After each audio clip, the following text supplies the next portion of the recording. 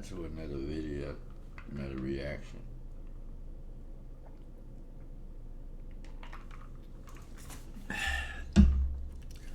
As you can see, what the people that don't know Nick Irvin, this is Nick Irvin the Reaper.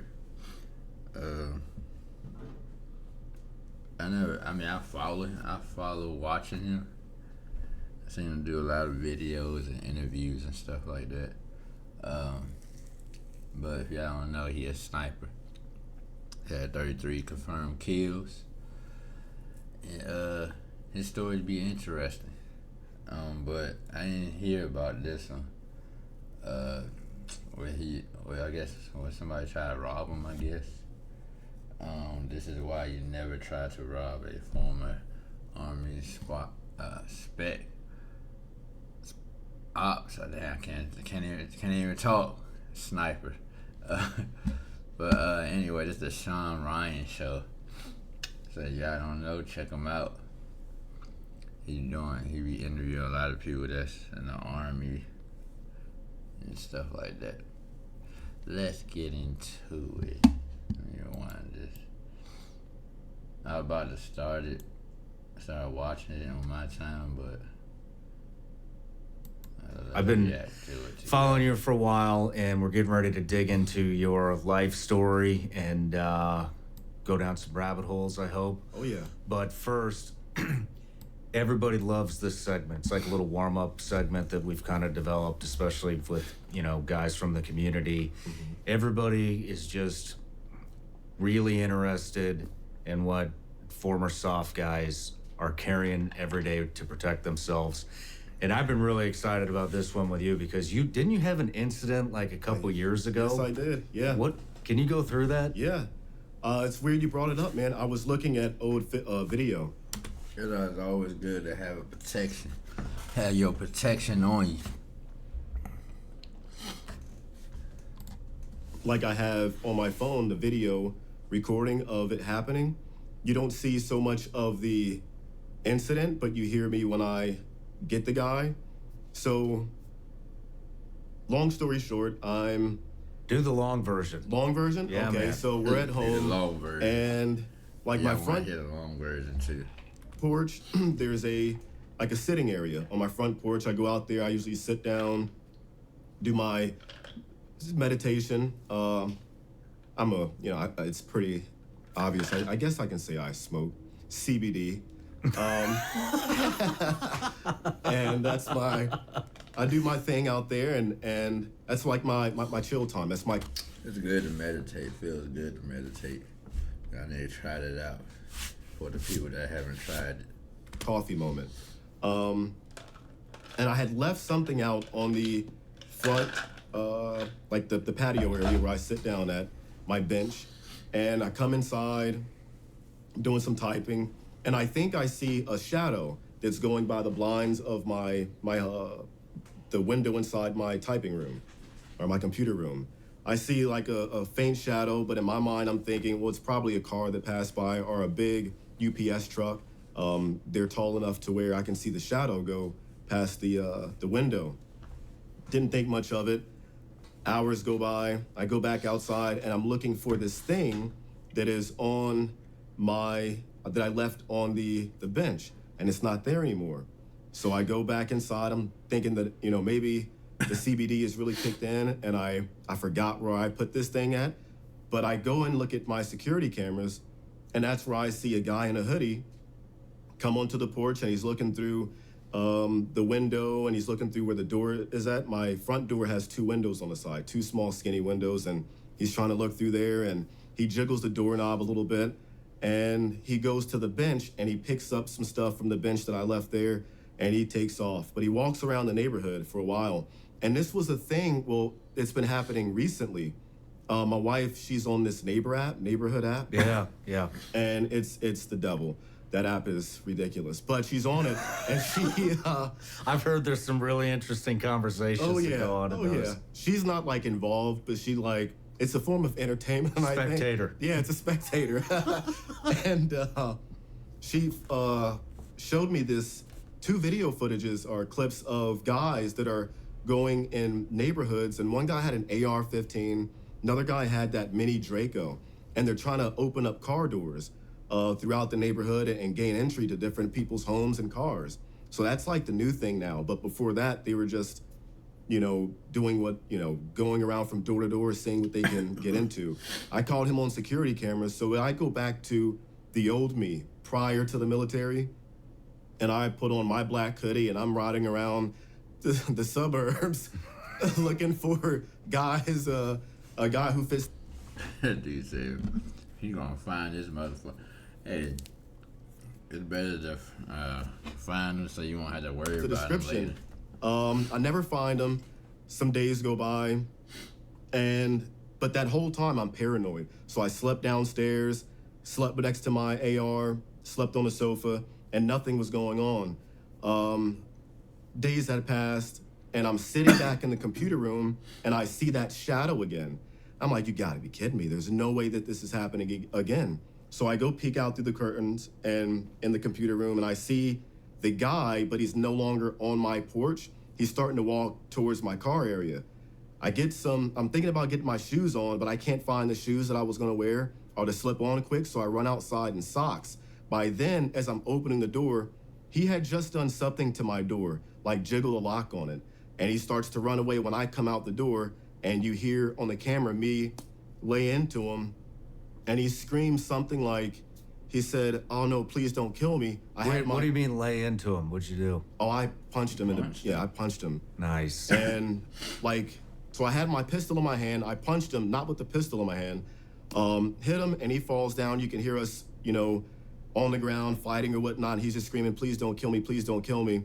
So I put my foot in his lower back. I flipped him over, and I put the gun to the back of his head, and you just hear the devil part come out of me. And I'm like, I say what I have to say to him. My wife, I tell her to call the cops. No, at first I told her to, no, I said check on Caden, because I didn't want him to come down, my son, to come downstairs or see anything. And then I told her to call the cops, and this guy's pinned down on my driveway behind my car. And he's not putting up a resistance, but I could tell that he was, one, caught off guard, but he wasn't as big as I thought he was. I thought he was a bigger guy for some odd reason looking on the camera, but he's a like my size, just skinny.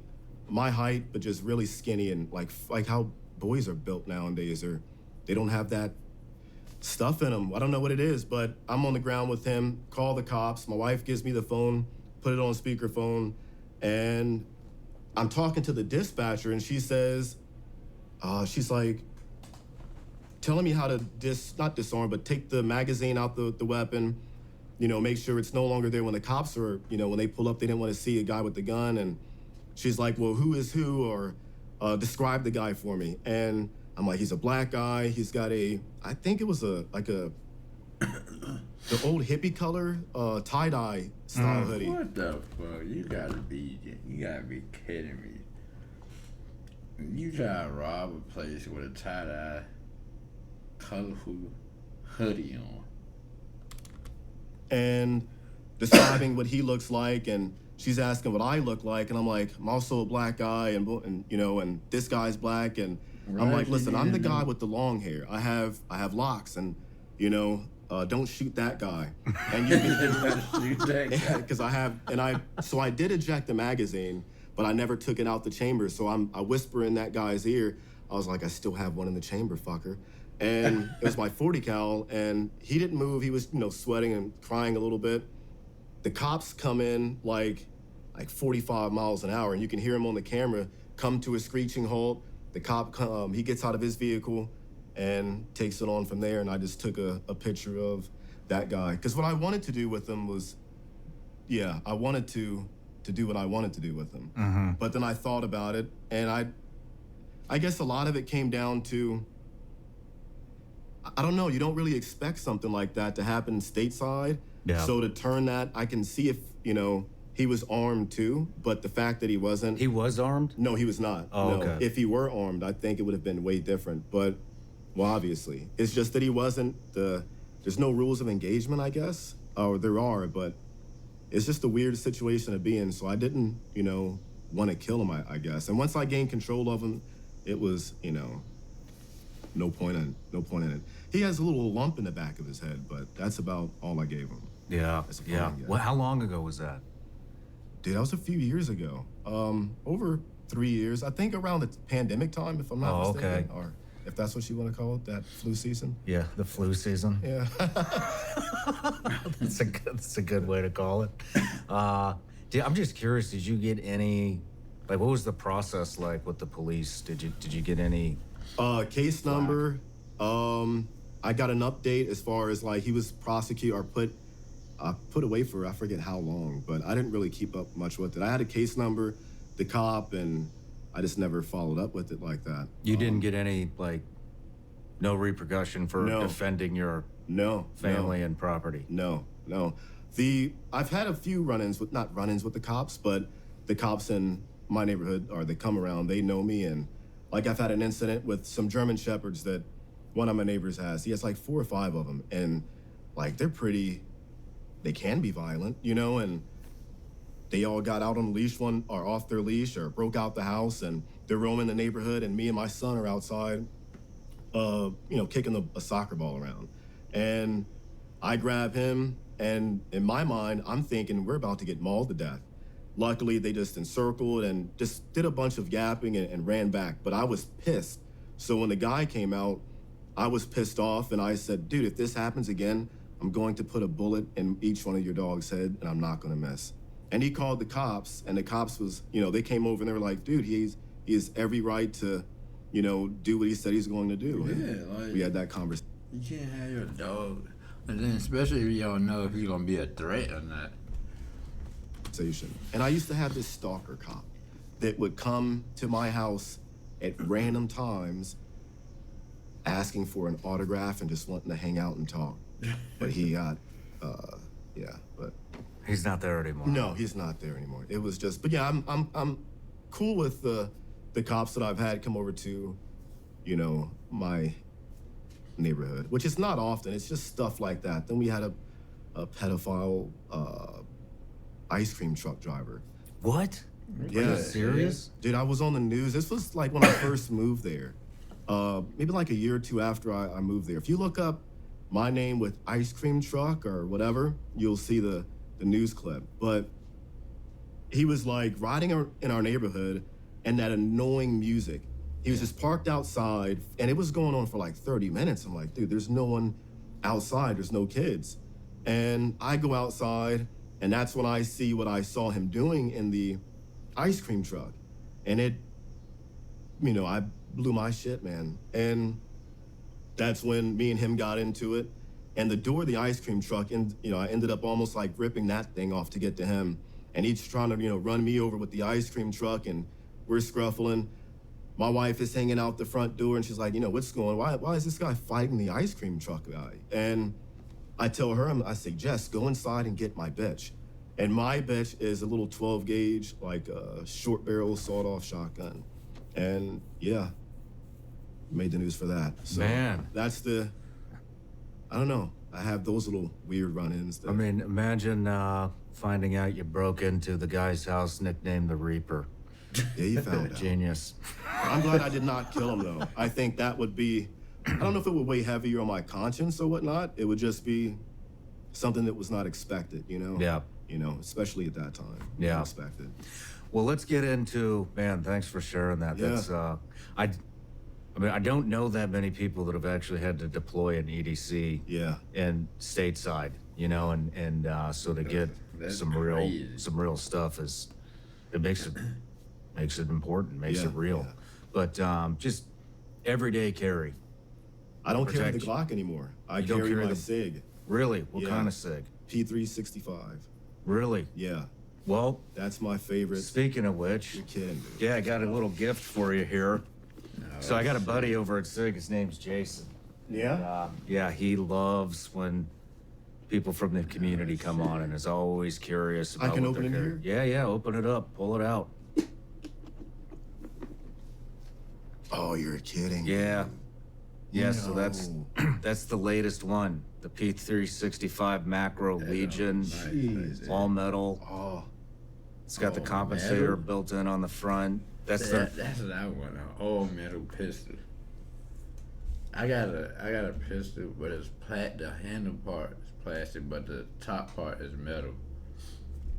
New optics, they've really upped the game with the optics. It appears so, doesn't it? And Oh my, bro. Oh, that feels so good. This is way different than my 365 that I bought years ago, or a couple of years ago. This is, oh, that feels nice. so good in my hand. I love that weapon. I mean, they don't make them all metal anymore, Perfect. you know. And so for Sig to come out with the Legion all metal, you know, subcompact 18 or 17 plus one in the pipe. That's nice right there. Creating a new Made me get one. campaign I is know that don't cost though. She's a beaut. Oh my gosh, dude. Wow. Bro, I don't have a firearm that I brought you or anything like that, but this is, dude, this is amazing, man. I really appreciate it. Yeah, my pleasure. That's my new EDC. Well, there it is. That's Right on. the EDC, man. So you were carrying what, the OG Sig? Yeah, and before that was my Glock 23. Or I had the Glock 23 and the Glock 22 before that. I started off with the 22, but that was just way too long and too bulky. That's more of like years ago, my winter carry. And then when I got introduced to SIG, I used to not be a big SIG guy. You know, in battalion, you have Glocks and we had the Beretta. So I've always been a Glockin. I did not like the Beretta until I got my hands on a SIG introduced to me by a Navy SEAL. Dude, I don't want to forget it. I am drawing a blank, but it was a SEAL, and they had the 229, I think. Yeah, 22. That's 226. or 226, something Yeah. like that. And yeah, dude, that was the first SIG that I held and I shot that I was like, you know what, it felt smoother. It was just something about it that it didn't feel like a brick. Something about a Glock feels like a brick to me. You know, the sights, the way they come up, and I don't know. The SIG ergonomically, for me, feels better. I can get quicker on the sights with it. It's lighter. I don't know. I love the SIG. So What do you that's think been my about new- those red dots on top of handguns? Yes, I love them. You're I into love it. 'em. I wouldn't run anything else than, like, dude, I like shooting iron sights, but I think having the red dot, which I have on like my ARs and stuff like that, and I have it on my SIG, and I have one on the MCT. It's that little collapsible, you put your pistol in. Oh, yeah. I have one on that. That's like the only red dots that I have. And of course the scope's on the long rifle, but for a handgun, I would always have a red dot, in Yeah. my opinion. I just get quicker on the sights with it, I think. Yeah, I'm a lot more accurate, Accurate, especially at distance with it. But it's taken me some time to find the right sight picture Really? fast. Yeah. But I love it. But what else? Dude, what else do you sick, carry? man. Oh yeah, so cell phone, of course. I have a not a satellite, but a cell phone charger that is solar, so you can set it out in the sun I and it want to charges. get one of them. I keep looking at it, but don't buy it. It up, and a little Faraday bag. That's what I've been, and a little fanny pack. So it's a fanny pack with the little Faraday bag in it. And you put your cell phone in, and I put my phone charger in, and I carry my, Hard. my SIG, and that's like the only thing that I really carry. Other than like the vehicle, we have a. Real quick, before we go to the vehicle, let's talk about the Faraday bag. Why do you carry that? Your guest Tim Kennedy actually put me onto that. Really? Yes. And after your guys' interview, I think he put something up on YouTube or whatever, and he was describing, or maybe it was on this episode, where he was talking about what he carries for EDC. And the Faraday bag, looked into it, and it's like, and the way things are going now with, you never know what's going to happen, you know? Yeah. I think that was it opened my eyes to having a, form of communication if something does happen, and then having the secondary form of communication all the way to your, emergency, which prayerfully will never have to get to. But Yeah. normally just one phone, cell phone charger, and my Faraday bag and pistol. Man, I don't carry a Faraday bag. Maybe I should, but have you ever heard of General Spalding? No. Oh man, you gotta follow this account on Twitter. Yeah? Super hard on China. Really? But he is developing This is fascinating. You know, you hear about all these black phones that people are getting that you know, that the protect you from the typical advertiser ID and tracking you and everything. This guy isn't building a phone, he's building a 5G network where you control all of the data. Really? And yeah, you put it at it's check that for out. communities. So basically, you throw a little mini cell tower up. These should be whatever. It doesn't matter. You throw a mini cell phone tower up, and it's your SIM card. It's your network. Oh wow. You control everything. And it's EMP proof. Oh wow. He says that the phones, if an EMP went off and your phone wasn't plugged in, it would be likely that it would not be affected. Really? Yeah, he said it. Most of the stuff that's affected would be the stuff that's plugged into the grid. But pretty interesting stuff. But I don't carry a Faraday bag, but I have a Faraday box at the house Yeah. because, I mean, it's no secret now, right? Yeah. They're always listening, whether it's Amazon or Facebook or the U.S. government listening. I say some shit, then next thing you know, I see a video or ad on it. I like, man, I was just talking about this. Like, what the hell? This shit sitting there listening to me. And so we have a box at the house, Faraday box. The phones go in the box Smart. when we're not using them. That way, nobody can listen. And but people need to start taking that stuff into account. Oh you yeah. know? And I don't think it's paranoia anymore. No, I mean, Amazon, from what I understand, I had another guy that came on really well versed in the AI stuff, said that Amazon, the new Alexas, have sonar capabilities. So they will not only be able to listen to you, but they can pinpoint where you are in your house at any given moment of time. Why? That's why I don't got Alexa. Exactly. Why? Why would you need to know where the hell I am in my house? Wow. Crazy. Unless they're giving all that information to the government or something, and if they want to know, I don't know.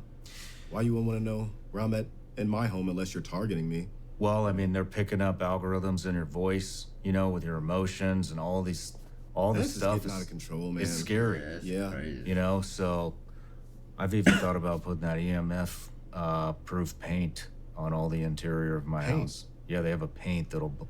You ever go into like a department store and you notice you'd have zero signal? Yes, yeah. That's EMF paint. Oh, Cali shit. Express touts itself as the world's first fully autonomous restaurant. To the robot I'ma chefs need behind the that, counter, almost Cause I'm into every all of that. Tactical bags, energy power chargers. I mean the little solar shit, all of that. Oh man. God might think people that talk about this shit is crazy, but yeah, I don't know what's going to happen. Something's going to happen. Yeah, yeah. But what do you think that the biggest mistake is people make I mean, look, crime's on the rise. There's supposedly, you know, borders wide open. Yeah. We had talked about this at breakfast. You see people being prosecuted for defending and civilians in harm. That guy up in New York, you know, the Marine that they just Chokes him, charged. yeah. You see what's going on in California. What do you think that the biggest mistake is for people that are starting to wake up and go, oh man, you know, maybe I need to get something to protect myself, whether it's a firearm or some kind of The biggest blade. mistake. Yeah. What do you think the biggest mistake people make is? Not familiarizing themselves with what they're going to be using to defend themselves with. A firearm, like my wife, for example, she was never big on guns until, of course, she married me or whatnot. And but in order for her to be comfortable around them, I wanted her to at least be able to shoot them. And as opposed to, like, when I was deployed for 3-4 months at a time, I would, you know, leave my weapons at home so she would be protected. But I think not even training. I mean, it takes some degree of training. Not everybody has the capability of being able to go out and spend thousands of rounds on ammo or whatever. But just having a basic understanding, I think, would be extremely helpful to be comfortable with having that small explosion or large explosion happening in your hands or a few inches from your face, I think, having somewhat of a familiarity with that would be extremely helpful. But I think most people will buy a weapon and never use it. It's just, well, I have a gun. I hear a lot of people that they get a weapon. Oh, I haven't shot it yet. How you know what your weapon could do if you don't shoot it? You gotta get familiar with your weapon. I shoot my little AR-15, my pistol, stuff like that. Like, I'm gonna set it on my dresser, drawer, wherever you have your weapon at, and that's where it stays and collects dust. And they don't know the basics of loading it or shooting it or even maintenance, cleaning it, having it set there for as long as it does. But I think that'll be the biggest mistake, is not at least familiarizing yourself with your self-defense weapon. Yeah, I'm with you on that. I think that's a major flaw. If you don't know how to use it, then it's not going to be there when you need it. Or you may buy something that's way too, I don't know, if you're a beginner and you go out and you think because a Desert Eagle 50 cal it's a stopping power round, and you go to shoot it and it's not for you, or you can't get those those follow-up shots, or you break your wrist because you don't have enough testosterone. But I think not familiarizing yourself would be the worst thing to do. Yeah. Well, Nick, I appreciate you sharing that stuff, and man, what a great segment. No matter where you're watching Sean Ryan Show from, if you get anything out of this, please like, comment, subscribe, and most importantly, share this everywhere you possibly can. And if you're feeling extra generous, please leave us a review on Apple and Spotify podcasts. all right, I guess we through the video. That jump felt long, like long. But yeah. If y'all get a weapon, make sure y'all go out and shoot it. Get familiar with your weapon. Like he said, loading it, unloading it. You just gotta get familiar with it. But I hope y'all like the video. Make sure y'all like, subscribe, and I will holler at y'all later. Peace.